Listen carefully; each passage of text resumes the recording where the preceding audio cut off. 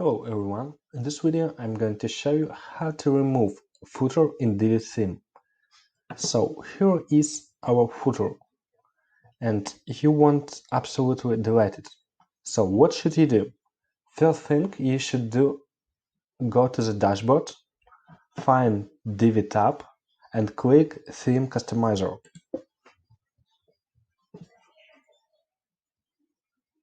You will see exactly like this.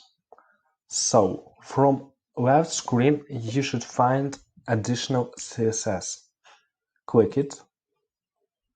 After that, you should inspect code for footer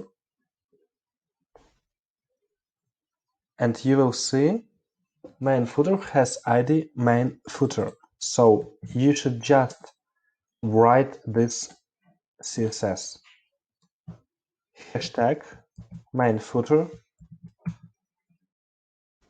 display none. That's it. As you can see, there are no any footer.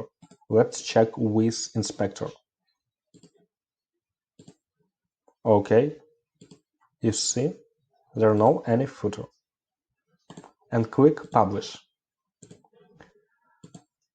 I will leave this code in my video description. Also, I will leave the link to the best WordPress hosting.